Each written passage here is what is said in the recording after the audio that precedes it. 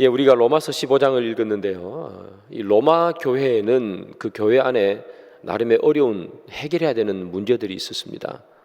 그 해결해야 되는 문제가 무엇인가 하면 그 교회 안에는 이방인 그리스도인과 그리고 유대인 출신의 그 그리스도인이 함께 섞여 있었습니다. 그러다 보니까 분쟁이, 다툼이 일어났습니다. 그 다툼이라는 것은 선한가 악한가 또는 이것은 진리인가 아니인가와는 아무런 상관이 없는 그런 문제로 분쟁이 있었습니다. 다시 말하면 이 가치 중립적이다 그렇게 표현하죠. 뭐 이렇게 해도 되고 저렇게 해도 되는, 그것을 아디아포라라고 부르는데요. 이 아디아포라 문제로 이 지금 로마 교회 안에는 분쟁이 있었습니다. 우리가 흔히 그 탕수육을 시키면 여러분 부어서 먹는 분 한번 손들어 보시기 바랍니다. 찍어서 먹는 분 손. 이제 저는 찍어서 먹습니다. 부어서 먹지 않는데 어쨌든 찍어서 먹든 부어서 먹든 그 중요한 것은 먹으면 맛있게 먹으면 되는 거죠. 그거 가지고 싸울 일이 없는 것처럼 어떻게 하든 그것이 진리와는 아무런 상관이 없는 그런 아디아포라가 되는 거죠. 그런데 로마 교회 안에도 그런 것들로 그 문제가 있었습니다. 그 대표적인 게 뭐냐 하면 우리가 오늘 로마서 15장을 읽었는데요. 바로 앞에 14장에 그 문제가 나옵니다. 먹는 것과 관계되는 문제입니다. 그 당시 이 시장에 나오는 고기는 우상의 제물로 바쳐졌다가 온 고기가 거의 대부분이었습니다. 그러다 보니까 이 로마 교회 성도들 가운데서 그 고기를 먹어야 될 것인가 말아야 될 것인가 하는 문제로 다툼이 있었습니다. 어떤 사람은 먹어도 된다 이렇게 얘기하고 어떤 사람은 먹으면 안 된다라고 얘기하고 아예 고기는 입에도 되지 않고 채식만 하는 사람들도 있었습니다. 그래서 이 문제로 다투었단 말이죠. 그런데 이 바울이 볼 때는 고기를 먹든 안 먹든 그건 하나도 중요한 것이 아니고 먹어도 되고 안 먹어도 되고 그냥 알아서 하면 되는 것을 왜 그 아디아포라 문제로 싸우는지, 중요한 것은 너희들이 그 문제로 싸우지 않는 것이 더 중요한데 먹고 안 먹고 하는 것보다. 그런데 그 먹고 안 먹고 하는 것 때문에 싸우고 그리고 분쟁이 일어나고 사람을 넘어지게 만들고 하더란 말이죠.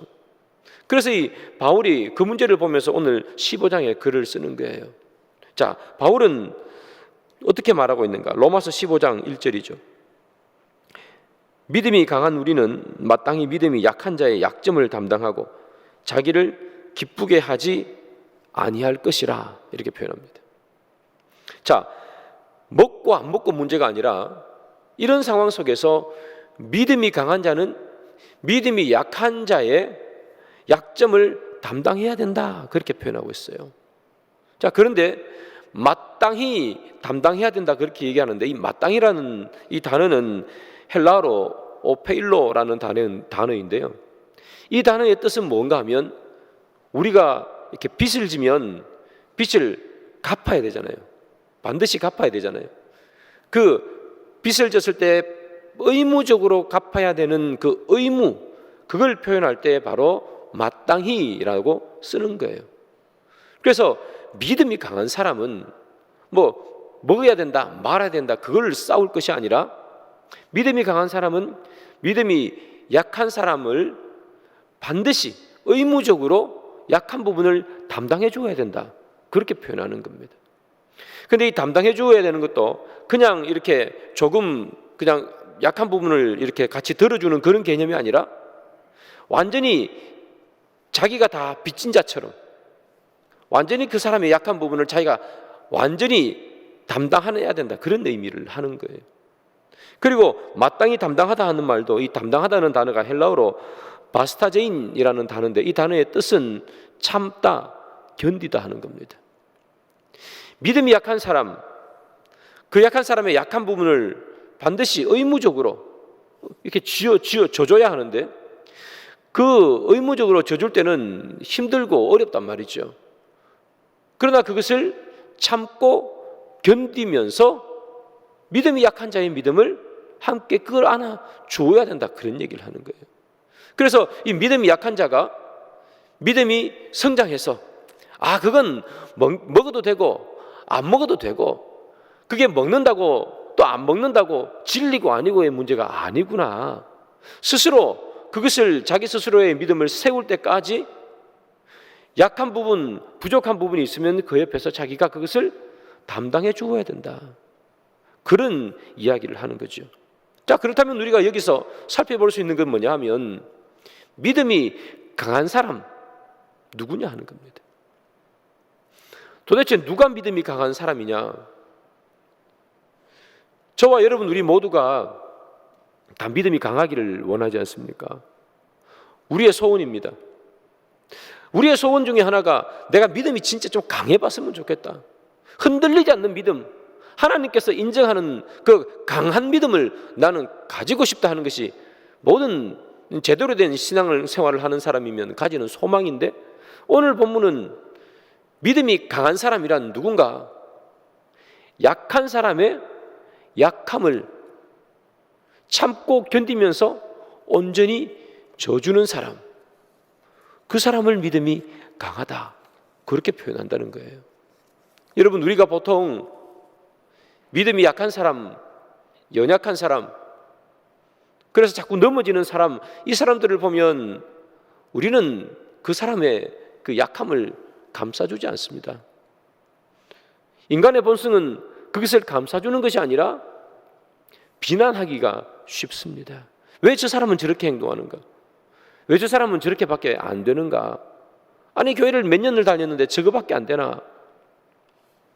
때로 뒷담화를 하기도 하고, 친한 사람끼리 모여서 누군가 험담을 하기도 하고, 누군가 약한 부분, 쓰러지는 부분이 있으면 그 약한 부분과 쓰러지는 부분을 내가 참고 견뎌서 그걸 끌어안고 가는 것이 아니라, 우리는 주로 그것을 보면서 비난하고 조롱하더란 말이에요.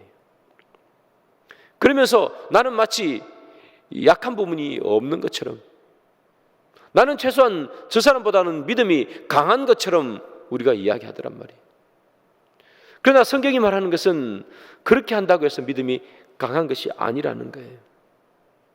믿음이 강한 자는 믿음이 약한 자의 그 약함을 절대로 밟지 않습니다. 내 마음으로 움직여서 그 사람을, 약한 부분을 도와줍니다. 여러분, 십자가의 정신이 바로 그 정신 아니겠습니까? 십자가의 정신이 뭡니까? 왜 십자가가 필요했습니까? 우리가 약했기 때문입니다. 우리가 약해서 늘 넘어지고 쓰러졌기 때문입니다. 그래서 예수님께서 우리의 약한 부분을 담당하기 위해서 참고 십자가에서 견디면서, 그것이 십자가 아니겠습니까? 십자가의 정신이란 믿음이 약한 자를 내가 참고 견디면서 세우는 것이 십자가의 정신이죠.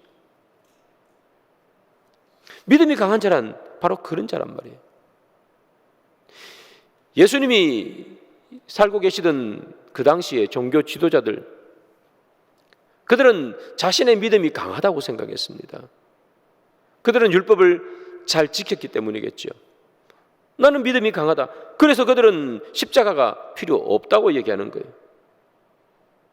그런데 예수님은 그 사람들을 바라보면서 한 번도 너희들의 믿음이 강하다고 얘기한 적이 없습니다.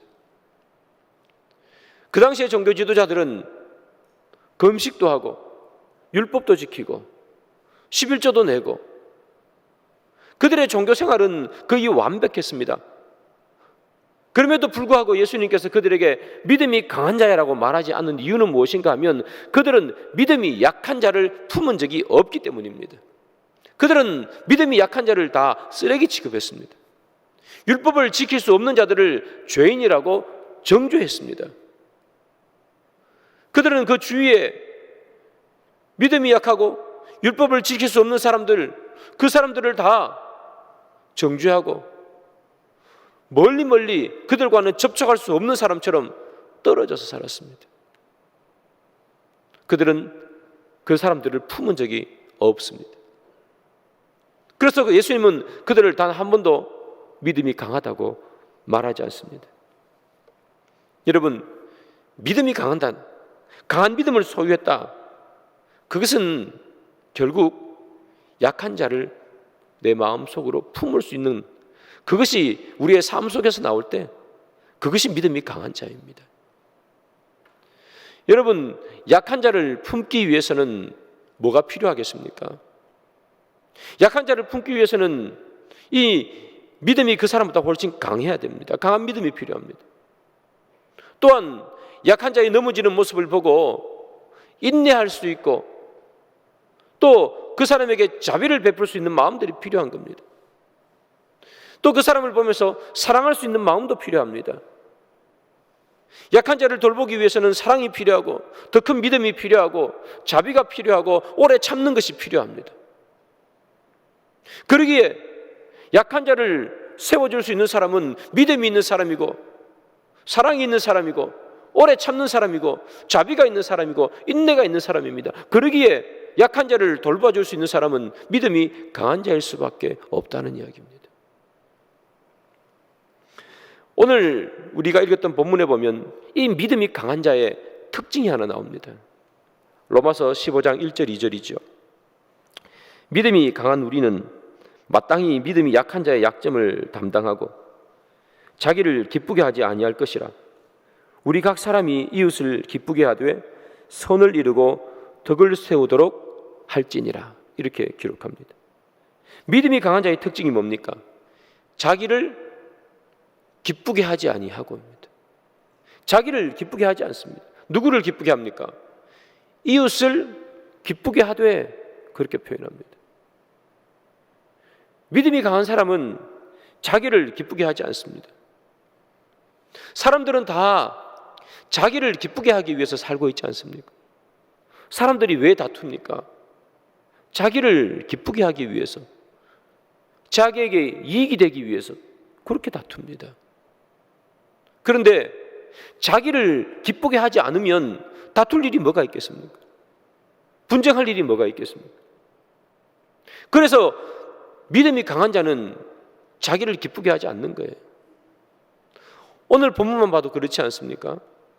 로마 교회 사람들 왜 이 아디아포라 문제로 다투고 있습니까? 자기를 기쁘게 하기 위함입니다. 내 말이 맞다는 거예요. 고기 먹어야 된다, 안 먹어야 된다. 그 분쟁 가운데서 자기 말이 맞고 자기가 주장하는 것을 관철시키기 위해서, 자기가 기쁘게 하기 위해서 싸우는 겁니다. 아무것도 아닌 것 가지고. 그런데 자기를 기쁘게 하지 않으면 싸울 일이 없는 거겠죠. 싸울 일이 없으면 분쟁도 일어나지 않습니다. 화평이 있습니다. 그래서 믿음이 강한 자는 바로 자기를 기쁘게 하지 않는 자가 믿음이 강한 자예요. 그런데 방금 우리가 읽었던 본문에 보면 자기를 기쁘게 하지 않고 이웃을 기쁘게 한다, 이렇게 표현하고 있죠. 여기 나오는 이 이웃이 누군가? 이 이웃이란 첫 번째로 믿음이 연약한 사람들을 말합니다. 믿음이 강한 자는 믿음이 연약한 자를 기쁘게 하는 겁니다. 그러나 이 이웃이라는 이 단어를 좀 더 확대하면 믿음이 연약한 자가 아니라 이 세상에 있는 믿음이 없는 자에게까지 확대가 되는 겁니다. 그러면 믿음이 강한 자는 누구인가? 믿음이 연약한 자를 기쁘게 하고 믿음이 연약한 자가 넘어졌을 때 그들을 안아주고 위로해주는 사람, 그뿐만 아니라 믿음이 없는 사람, 그래서 그들이 때로 기쁨을 빼앗겨버리고 때로는 그들에게 위로가 필요한 일이 생겼을 때 그들에게 다가가서 기쁨을 줄 수 있고 그들에게 위로를 줄 수 있는 사람, 이 사람이 믿음이 강한 사람이라고 성경은 말하는 겁니다. 우리끼리 모여가지고 믿는 사람들끼리 안에서 서로 위로하고 기뻐하는 것으로 끝내는 것이 아니라 이것이 바깥으로 뻗어가서 믿지 않는 자에게조차도 믿는 사람이 믿는 믿음을 가지고 믿지 않는 자들에게 기쁨과 위로를 줄 수 있는 자, 이웃을 기쁘게 하는 자, 그 자가 믿음이 강한 사람이라는 거예요. 어떤 사람이 길을 가다가 강도를 만나게 됩니다. 강도를 만나서 거의 죽을 지경이 되었습니다. 그래서 그냥 길에 넘어져 있습니다. 쓰러져 있습니다. 누구 하나 나 구해주지 않는가? 그런데 시간이 지나니까 어떤 사람이 지나갑니다. 제사장이 지나갔습니다. 제사장이 그 쓰러져 있는 사람을 보고 피해서 그냥 지나가 버렸습니다. 또 조금 있으니까 제사장이 한 명 옵니다. 레위인이 한 명 옵니다. 이 레위인이 그 쓰러져 있는 사람을 보게 됩니다. 그런데 다시 피해서 돌아가 버립니다. 선한 사마리아인의 비유지요. 강도 만난 사람 비유입니다. 여러분, 이 쓰러져 있는 사람을 보고 그냥 지나가 버린 제사장과 레위인, 이 사람을 우리가 믿음이 강하다고 이야기할 수 있을까요? 우리 가운데 이 사람이 믿음이 강하다고 생각하는 사람이 있습니까? 그 사람의 평소의 모습은 믿음이 강했을 수 있습니다. 제사장이었기 때문입니다. 레위인이었기 때문입니다. 그들은 늘 거룩하게 하나님 앞에 제사를 지냈습니다. 겉의 모습을 보면 이 사람들은 믿음이 너무나 강한 사람입니다. 그들은 율법을 철저히 지켰을 것입니다. 그러나 쓰러져 있는 그 사람에게 있어서 이 사람은 아무런 기쁨도 주지 못하고 아무런 위로도 주지 못한 사람입니다. 믿음이 강한 사람이 아니라는 말입니다. 그러나 사마리아인이 한 명 지나가게 됩니다. 그 사람은 그냥 지나가지 않습니다. 성경을 보니까 불쌍히 여겼다고 합니다. 제사장과 레위인은 불쌍히 여겼다는 표현조차도 없습니다. 그냥 피해서 돌아갑니다. 그들의 마음조차도 움직이지 않았다는 이야기입니다. 그러나 이 사마리아인 사람은 그의 마음이 움직인 겁니다. 그래서 그의 상처에 기름과 포도주를 부어줍니다. 그리고 그가 타고 가던 동물에 그 사람을 태워서 여관까지 데리고 가서 그 사람을 치료해 주라고 이야기합니다. 이 두 부류의 사람 중에서 누가 믿음이 강한 사람입니까? 누가 이웃을 기쁘게 하고 누가 쓰러진 자를 위로해 준 사람입니까? 제사장입니까? 레위인입니까? 아니면 사마리아인입니까? 누가 도대체 이 강도 만난 사람에게 기쁨을 주고 위로를 준 사람입니까? 오늘 성경 본문에 기초하면 믿음이 강한 자는 사마리아인입니다. 이 세상에 아무런 기쁨도 위로도 주지 못하는 그런 믿음은 죽은 믿음이라는 거예요. 제사장과 레위인이 제사를 지내고 주의 성물을 만지면서 거룩한 일을 했지만 그러나 그 믿음은 죽은 믿음이라 길가에 쓰러져 있는 사람조차 하나 그 사람에게조차 위로도 되지 못하고 기쁨도 주지 못하는 그 믿음은 죽은 믿음이라. 그러나 사마리아인은 불쌍히 여기는 마음이 있지 않느냐. 연약한 사람을 불쌍히 여기는 그 마음, 자비한 마음, 그 마음이 믿음이 강한 사람이라는 거예요. 여러분, 믿음이 강한 자는 우리끼리 모여서 웃고 즐기고 기뻐하는 것이 아니라 믿음이 강한 자란 강도 만난 사람처럼 슬픈 일을 당하고 강도 만난 사람처럼 힘든 일을 당한 사람에게 불쌍히 여기는 마음이 생기는 사람, 그리고 그 불쌍히 여기는 마음이 움직여 그를 위해서 손을 뻗어줄 수 있는 사람, 그래서 그에게 위로와 기쁨을 줄 수 있는 사람, 이 사람이 믿음이 강한 거예요. 우리가 성경을 읽지 않습니까? 때로는 기도하지 않습니까? 성경을 읽고 기도도 하고 그것을 열심히 하는 사람은 믿음이 강한 사람입니다. 맞습니다. 그러나 그것이 그 행위로만 끝나서는 성경은 말합니다. 그것은 죽은 믿음이다. 그것이 살아있는 믿음, 이웃을 기쁘게 하는 믿음이 되기 위해서는 성경을 읽고 끝내는 것이 아니라 읽은 하나님의 말씀을 이웃을 기쁘게 하고 이웃을 위로하는 데 사용해야 하는 것이다. 그래서 우리의 믿음은 어디에서 결판이 나는가? 우리의 믿음은 세상에서 결판이 나는 겁니다. 교회 안에서, 우리 집 안에서, 내가 성경 읽는 골방에서 내 믿음이 결판 나는 것이 아니라 세상에서 결판이 나는 겁니다. 사랑하는 여러분, 믿음은 교회 안에서만 증명되는 것은 아닙니다. 물론 교회 안에서도 증명이 되지요. 그러나 교회의 울타리를 넘어서 교회 밖에서도 증명이 돼야 되는 것, 그것이 우리의 믿음입니다.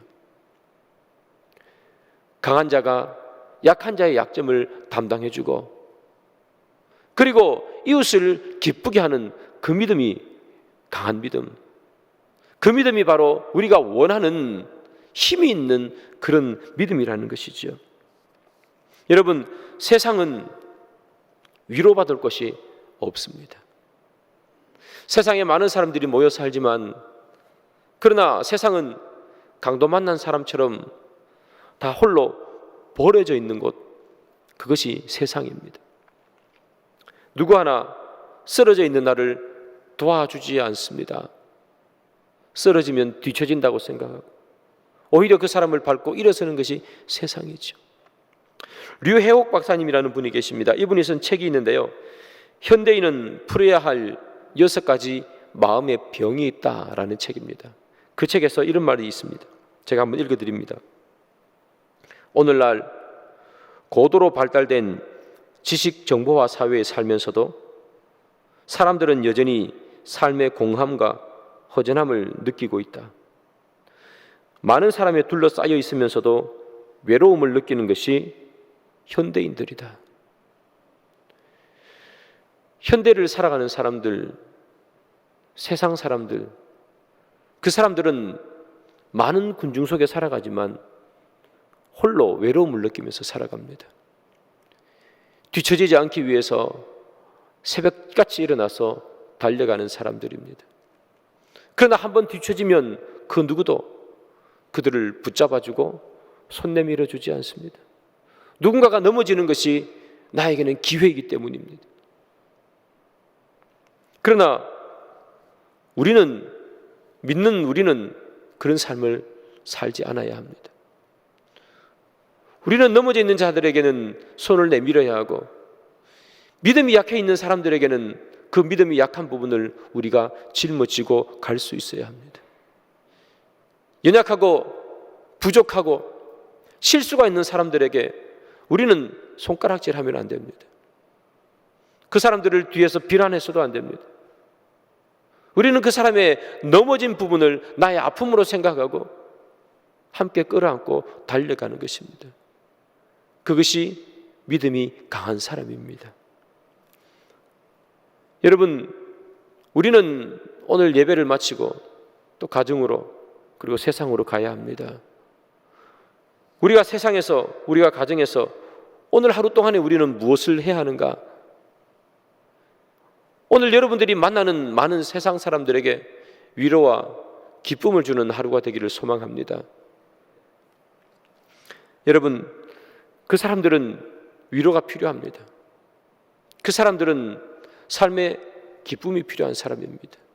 웃기는 말 한마디 했다고 기뻐하는 것이 아니라 그들의 마음속에 참 기쁨이 없지 않습니까? 그들에게 기쁨도 주고 힘든 세상 살아가는데 위로도 줄 수 있는 그런 우리가 되어야 된다는 거죠. 여러분, 오늘 하루 동안에 만나는 많은 사람들, 믿지 않는 사람들에게 여러분들의 믿음을 나누어 주시기를 바랍니다. 그리고 여러분들의 믿음의 삶으로 위로가 필요한 자들에게는 위로를, 그리고 기쁨이 필요한 자에게는 기쁨을 오늘 하루 동안에 만나는 사람들에게 부어주시기를 바랍니다. 회사에 가서 여러분들의 부하 직원들, 동료들, 그리고 여러분들이 가정에서 또는 동네에서 만나는 많은 사람들, 그 사람들에게 친구가 되어 주십시오. 그 사람들의 말을 들어주시고 그 사람들의 힘들어하는 부분이 있다면 함께 울어주시고, 그분들의 약한 부분들이 있다면 너는 왜 그렇게 강하지 못하게 살아가느냐, 이 세상 강하게 살아야지 승리할 수 있다고 이야기하는 것이 아니라 약한 부분이 있다면 함께 그 짐을 져주시는 그런 오늘 하루가 되기를 바랍니다. 그래서 우리 여러분들 주위에 있는 사람들에게 참 위로와 참 기쁨, 그것을 전해주면서 우리의 믿음을 확인하는 그런 하루가 되기를 주님의 이름으로 축복합니다.